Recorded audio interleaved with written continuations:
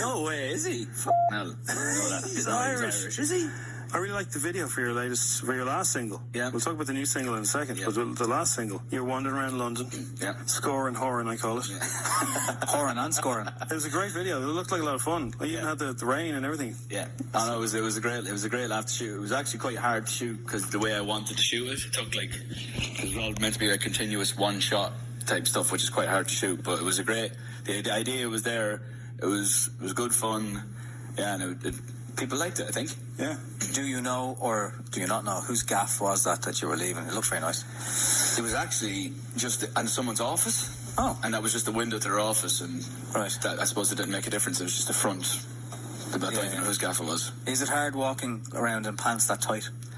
Do you know what? I don't think these are too far off them. Yes, it is. It is quite hard to walk around in them. I'm going to try and loosen them up over the years. Quite a lot of you from that former job you had are doing quite well. Do you bounce solo stuff off each other? Do you go, what do you think of this? Send us your feedback, or do you all hear it when it's done? Literally when it's done. It's so strange. We very rarely talk about music. Okay. And the individual stuff. That's why we end up releasing songs at the same time. Honestly, it was a joke at one point. I think there was 4 out of the 6 weeks or something. We all had a song out in a row or something like that at one point, which was insane. And we should do what you're saying. We should be bouncing stuff off each other. Have you ever written songs that have the same theme or even the same title by mistake? No. Okay, you're not that in sync. No. Going back to the day. Thank God. When you're home like this and Mammy Horan is home and you close the front door and you're safe because everything can't get at you. Yeah. Is there still a dinner that Mammy Horan says to you, Niall, what do you want? No, I'd go my granny is just the best, ham, cabbage, mashed potato, turnip, straight down the middle Irish nanny dinner. And they can all make it. My mother can do it, Right. And that's the go-to. Just go in and eat heavy food, heavy wholesome Irish food like that. If you don't get that anywhere else apart from this country, it feels like. So it's good when you get in the door, go and meet the lads for a few pints of Guinness, because I try not to drink Guinness outside of maybe a pub in London, but outside of Ireland I try not to do it. With Nice to Meet You and No Judgment, I personally feel that you've raised the bar again. How would you sum up this album compared to your body of work so far? What's different about this? Well, I just felt like the last time I can't complain, and hindsight's the best and worst thing. It was successful, and that's great. What I did think is, if I made another album like that, I'd have a very boring gig. Yeah. So I wanted to just stick a bit more tempo in behind it, and actually just go in and not pigeonhole myself in any way. Not say, today I am going to finger pick. I need to find another finger picking pattern, or another sort of 6/8, guitar strum pattern. And I just wanted to go in and just write songs, fun songs, and then build productions around them.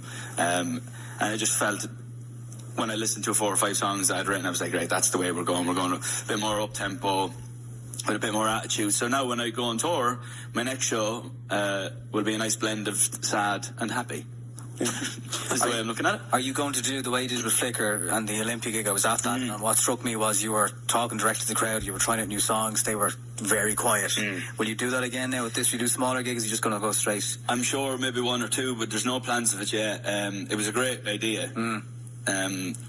And it worked. Just girls crying at the end when you left stage, and it was great. That was the first gig outside of my rehearsal room where I'd actually played that album. Yeah. And it's the only gig I've ever been at where you didn't know any song. So apart from us on the stage, no one in the audience knew any of the songs, which is unheard of. Like a rehearsal.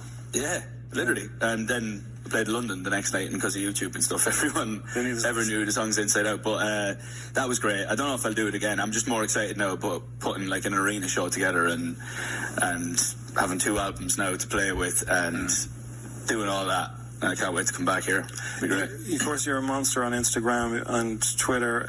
Do you feel the responsibility that you can actually make somebody's year by a retweet or a message? Yes, I never really think about that. I'd have this relationship where I just chat away to the fans, we're just chatting away.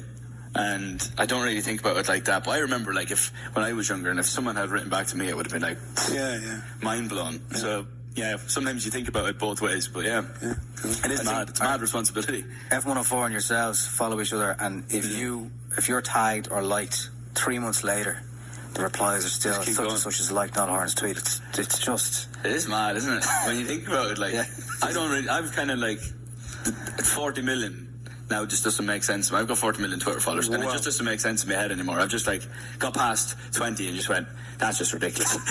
You know what I mean? It's just like, it's not... I'm not particularly interested on it either. I just want to write random stuff and... but yeah, it's just if you think about it too much, it drives you crazy. It drives you mad. Having that responsibility on your shoulders of talking to 40 million people every day. Wow. It's strange. Yeah. So I've just brushed past it now, and it's just like a normal Twitter account. Well, I'll keep representing. I'll try. You're doing a good job. Thank you. On behalf of the Irish people. Keep having the crack as well, though, which I think there's no danger of you not having. No, we're having a great time, and long may it continue. Fingers crossed. Cheers, boys. Cheers, man. Love you, Niall. Here comes Niall Horan. Here comes Niall Horan. What is he doing? Let's hope it's not boring. The Strawberry Alarm Clock.